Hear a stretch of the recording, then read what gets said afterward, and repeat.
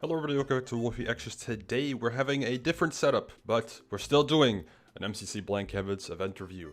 So what we're doing here is the half of the screen is gameplay for you ADHD folk who need to look at a screen, or TikTok brain fellas, and then on the right we have the actual statistics. Before we get into this event review, first, spoiler warning, of course. We're going to talk about the performances, who won, game winners, potentially, etc. So if you haven't watched the event yet and you want to make sure that you don't get spoiled, here's your fair warning. And everything on the screen right now has absolutely no information regarding who may have won or not, so don't worry. This is your final warning. All right. So anyways, today we're going to do an event review, going over every game, talking about the changes potentially, etc., maybe some performances, etc. Just kind of talk about the event and give my thoughts. I did watch the entire thing. If you haven't watched the watch party yet, go watch it. It's a pretty decent way to catch up on everything regarding this event, because we have different POVs, etc., kind of yap about stuff, etc. It's 3 hours long, so hey, have fun watching that thing. Anyways, let's get into the event review. So, spoiler warning yet again. We are going to get into the results of this event. 3, 2, 1. All right. If you're getting spoiled now, that's your bad, not mine. These are some of the stats so far. The game selection this time around, Grid Runners got skipped. Build Mart Parkour Tech immediately got played, confirming that they were going to be in the roster, which is very good. This game order, because of the way I'm doing this, is kind of odd. It's 1, 2, 3, 4, 5, 6, 7, 8, not like that. So Build Mart first, Meltdown second, etc. You can see it down here as well. These are the overall scores of the event. I just realized Pink Parrots got a clean 8,000 points. Congratulations. Just don't look at the other scores. And yeah, the stats overall: purple, cyan, and green being the dominant teams this time around. I have some stuff to say about this. I think there is one major thing MCC should look into potentially with their team balancing. Okay, let's start with that. Okay, so these are the scores: purple first, cyan second, green third, red, yellow, aqua, orange, lime, blue, pink. 3 teams being very much ahead for the majority of this event. I don't know if there is a way to look at the progression of the scores over time, but I am fairly sure that these 3 teams were at the top end for most of the event. And what that also showcases is that if green didn't have a sub that majorly buffed the team, there would have been 2 teams in top 2 for almost the entire event by about a few thousand gaps of points, which is kind of a lot. Now, I will first throw out a disclaimer. Blockwars has had this issue the past 2, so when I give this feedback, this is just because I've learned. But there is a thing to mention regarding balancing and how to balance. I think one thing that is maybe pretty obvious from what has happened here is that I don't think Scott is told which games are in rotation for a particular MCC when making the teams, and I think that is extremely important. Feinberg's team is a prime example, but additionally, the purple and the cyan team are also prime examples of why that is so relevant. For example, why did blue team do so poorly? It's because some games that team was going to excel at, theoretically speaking, were not in rotation, and some games that team didn't really stand much of a chance at were in rotation. That completely ruled out the opportunity of blue team making it to the finale or not. Whether you like it or not, that is true. Why is that the case? Because Feinberg isn't really well versed at that. The comp of this event was higher, so some of the teammates that Feinberg was teamed with are just individually not as well experienced with Minecraft as much as some others are. And I think as a cohesive team, you cannot blame any specific player, but as a cohesive team, they just didn't really stand much of a chance. Now, maybe they were just kind of a for-fun team. That's fine, but that's just one thing that's important to mention. Now, I will also say there was a whole discussion or something on Reddit because somebody was complaining that Feinberg deserves a second frag, blah, blah, blah, whatever. His teammates are not good enough, which I think is so ridiculously stupid. Why are we still saying this in the big 2025? That is not how we talk in events. But what we can say from this is, more so, hold on, let me collect my thoughts. Yeah, so what is something that we can mention regarding this is that I do think the game roster for an event is very much important for balancing. Obviously with Block Wars, I'm the one who mostly decides with the game order. is, or the game roster is, so I know this going into balancing. I think it's something that it would be of a lot of value for Scott to also have this information going into MCC team balancing, in my opinion. All right, in my opinion. Regardless, yeah, it's just to avoid having just a purple and cyan, theoretically speaking, just dominate the entire event. Not to say that they don't deserve it. They played well, of course, but the gap is just a lot, and it was mostly a lot for the entire event. Anyways, on to the actual games. Build Mart. Build Mart's scores were actually, relatively expected, I think. There maybe were some surprises. I think people maybe expected green to be a little bit more of a high-end contender for this game. I think blue team was also expected to just dominate because of Feinberg, which, as much as Feinberg is Feinberg, you can't just expect Feinberg to always dominate every game of all time. So I think this is pretty fair. You're also seeing it right here that Feinberg indeed did have a bit of a rough start this time around because he didn't fully remember everything for this event. For the most part, though, Build Mart, I liked seeing in rotation. It was good. Build Mart inclusion. I've said this in the past that Build Mart is so qualified to be a main roster addition that I'm surprised it hasn't been in more in season 4. I think this is just kind of a realization now that we're like, yeah, this is a good fit for MCC's roster, potentially permanently. Maybe not every event, of course, but half of the events could totally have Build Mart within them. Please don't make this an SRT thing where it's just in the quote-unquote canon regular events, because I think not seeing SRT in those events and then also having Build Mart not in rotation then would be a little bit silly. Regardless, that is that for Build Mart. Next up was Meltdown. Meltdown being voted early was kind of nice. I think it gives Meltdown a bit of a different level of importance for the event. Score-wise, I mean, green team popped off. They did great. Purple team also, I don't think Shane is notoriously like a great Meltdown player. Maybe I'm wrong. So I think that team just performed really well across the board. For the most part, this team, or the performances here, are relatively expected, with maybe the exception for Red Team. I think Red Team was expected to maybe be a little bit stronger for this game specifically, but I think that is a-okay. So yeah, Meltdown, nothing really to say about it besides that, because it's just Meltdown. We've seen Meltdown about 20 times in the past 2 milliseconds, so I'm cool with just skipping for the rest regarding Meltdown. I don't know if there was any particular like crazy plays in Meltdown besides Antfrost round 1, who just like 1v3'd or something. It was pretty impressive. Next up, Parkour Tag. Glad to see Parkour Tag also get played. I think Parkour Tag as like an early-ish game is good. I think Parkour Tag usually feels like it's like a late game. Maybe that was like the start of MCC when it was in rotation. Felt like a game that got played late, but I liked it in this spot. I think a third game Parkour Tag is nice. For the most part, yep, nothing really to say about this. The map was new, which I think the map's okay. There were some parts of the map that I didn't really like too much from watching it. I think the way the map is structured is unique, which I think is good. You don't want a Parkour Tag map to just essentially be a reskin of another one from a design standpoint.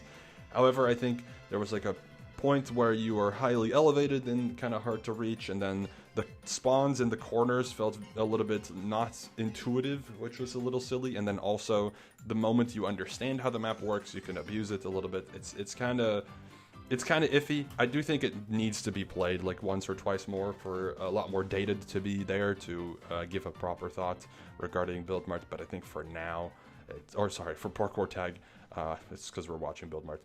For Parkour Tag, I think for now it's fine. Just gotta see it be played again, maybe get some map tweaks depending on feedback, etc. But we'll see. So that's that. Sky Battle was a game 4.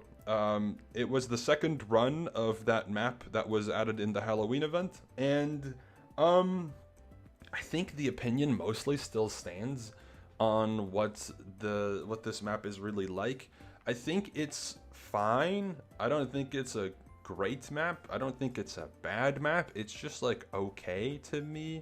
It just feels very odd. Again, it's very different. It's at least not a reskin of another Sky Battle map. But my opinion on Sky Battle has been a lot, like most of the same, where I do think those like earlier Sky Battle maps that we don't really see in rotation almost ever, if ever, were kind of the peak of Sky Battle maps, and we just haven't really had a map that hits the same way. for a long time, but maybe that's just my opinion. That's just how I feel about it. One thing to note here, though, Shane got like 1,000 points, I think, in this game or something. He did it crazy. He got like 17 kills or something. I don't know, man. He just popped off. He just did fantastic. So good job to Shane, of course. You know, I feel like Shane often gets overlooked, even when he gets first or whatever. People just like kind of ignore him. All it took for him to get some attention was getting 4,000 points in diff, which, you know, light work, I guess. Anyways, yeah, I thought Sky Battle. I'll just skip the VOD a little bit here. I thought Sky Battle was all right. I think, I mean, obviously Shane's performance is really cool, and in terms of how the teams ended up placing, this is pretty much what you would expect, roughly. Maybe Orange team would have maybe been slightly higher to expected to perform because of the last time that they played this game, or this map specifically. But one thing that is important to note is that, of course, they had Haley on the team last time, and Haley did end up top fragging, so that is an important detail to not miss. Also in Parkour tag, I don't know if there was any team in particular that we expected to do a lot better. I don't recall if that was the case, so yes. Battle Box up next, and I will say, this felt like one of the more balanced Battle Box like renditions we've seen in terms of how teams ended up performing. I don't know what the most round wins any team got was, but I think it's either 6 or 7, which is relatively balanced. Of course, the average would be like 5-ish, but this time around, yeah, no, there was like most teams end up going 6 for 9 or 7, or yeah, like a lot of teams went like around the same performance, as you can see from the points. So this game kind of just didn't really do too much, which I think is fine. Having one of the PvP games not really matter too much for the overall score is alright. This was quite an interesting rendition of the map. I do think there was a lot of lava, and there was a knockback axe kit. If you watch the watch party, you'll maybe see that that it was, I think I was the one that realized it. There is a point in, actually, let me just skip through the VOD so you can actually see what I'm talking about, right? So yeah, this is the Battle Box map. There is a kit that has knockback, and there is a place on the map where you can easily bait someone to get to you, and you can use the knockback to probably kill them in one go. Maybe not, but it looks like that is the case. So we'll see if anyone, maybe if this map gets another chance to be played, if anyone will use it. For the rest, just having the like mid platform be raised was like fine, but not necessarily like great. I think it's different, which again, you want to make sure that your maps are unique. If you make a new map, blah blah blah, whatever, you get my point now. But it was a little silly. I do think it was better in the first graffiti map, the way the platform was raised, because as much as you still have to climb, getting to that middle platform was a little bit more doable, from at least how it is on MCC Island. It's a little bit more doable to get there. But this one felt like it was a little bit slower to get to, so that's the only like issue potentially that I could see with this map. But for the rest, it was solid. I think there's not really much to be said for the rest. Yeah. Oh yeah, actually, to not forget, there was a 3-way tie for first, which was kind of interesting, which shows again that the things were pretty balanced. There was no one dominant player that just completely steamrolled everybody. It was like actually pretty well rounded in terms of the performance. So good job there. Ace race up next, which Shane swept. That's all you gotta really say. Shane just swept. He put on he turned on Spotify and just went la la la la, and boom, absolutely dunked on everybody. Did fantastic. Got his free 700 points like everybody expected, and that's about it. So really, Turtle Run, I think, is a good map. I would love to see them experiment what they did before again with Turtle Run, where they use the way the map is made with like the sections and stuff, and they just change a section at random and they don't tell anybody, because I think that makes the race a lot more interesting, and it also removes a bit of muscle memory, because I think this one, you already saw that some players didn't, I don't think either have played this version of Turtle Run before or barely played this version of Turtle Run before, and it resulted in some people having to adapt, which I think is more interesting to watch, right? So that's my main takeaway from Ace Race this time around. Next up, SOT. Now SOT, I actually didn't really get a chance to really see the full scores overall, but SOT not game 8. I like that.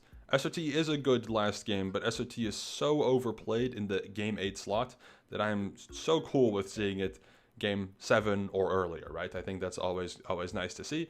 The performance this time around in SOT, I think it was like relatively standard. I watched Pete, and Pete ended up missing one of the paths that probably led to the gold key. We guessed at least, and that was really sad, but I don't think it really ended up mattering because his team got second anyways with a clean 4,000 points. First place was Cyan, pop off from Cyan team. I don't think I ended up really watching much of Cyan during the watch party because I just didn't really get a chance to. Either there was an ad whenever there was a Cyan POV, or I just got unlucky and already picked a different POV. But yeah, SOT as per usual, good game. I mean, it's one of the best, if not the best, MCC game. There's no really not much to be said besides that. So yeah, went well. I mean, as you can see from the scores, aside from maybe Pink, every team pretty much had a regular performance. I think Jordan ended up getting locked in. I assume maybe someone on Purple team got locked in. Maybe there's some other people that got locked in, but like if for the rest, it seemed like a pretty standard SOT run from the whole roster. And then finally, to get to the other side, the new maps, there was the Blank Corp map, which I was not a fan of because the entire map is just running with no risk, but then at the very end there is a lava pit, which then if you get punched in, you just have to do the entire running bit with no risk again, which sucks. I don't like that. I don't like just only having the potential way to die at the end of the map. I don't think that's a very good feature to have. So it would be nice if there was at least lava like across the map or something where maybe it'll evolve over time and the map will like fall apart and over time will get better. But this first rendition I didn't really like as just a standalone map. Furthermore, the other new map, the Domino one, I thought was good. I think that's a good map. I think it's as much as it is very samey in terms of its design. I think just in terms of its structure, it plays in a very particular way, and I think it's fine. I think it's a good map. So yeah, no issues for the rest. I mean, Take Side is still not really my favorite game, but it ended up working out all right. Sorry, it ended up working out all right. So yeah, either way. Let's look at the individual board overall. So you have Shane first by like 400 points, and then you have Purple second by like 400 points, and then you have Ant third by like 500 points. So you could kind of see what the top end looked like for this event. The diff individually this time around was quite large, which is partially team dependent, but also most certainly individual dependent, which is very interesting. Dave ended up getting 5th, which I didn't expect actually. Dave made a very, very good performance this time around, as you can see, getting 2,850 points. For the rest across the board, this is relatively expected, considering the team performance overall. I don't know exactly what my predictions ended up looking like. I guess I could probably pull it up briefly. Let me see if my microphone's up. I think my microphone is up, so I can look at it in a bit.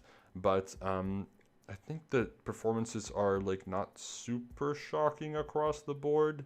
For the rest, yeah, like there's maybe a debatable one person higher than expected, one person lower than expected. All of Cyan making top half, which considering how dominant of a team they were, makes sense. And almost all of Purple also making top half is yet again a similar situation. But for the rest, it makes sense. This is kind of an expected board-ish. I'll look at the predictions real quick because I have the right. Yeah, there we go. I'll be there just right now. But it felt like a pretty expected result. Whether that's due to team balancing or just maybe because coincidentally this time around everything made a little bit of sense. Felt good overall. So yeah, my Minecraft is too slow to do this right now. So we'll do this another time, probably on stream.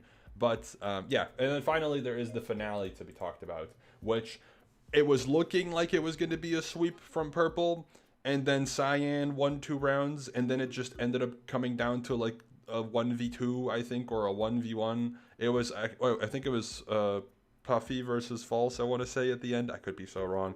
It's so scripted. It first looks like a sweep, then a comeback arc, and it's like, oh my god, they're gonna come back, and then oh my god, never mind. It's like, yeah, of course.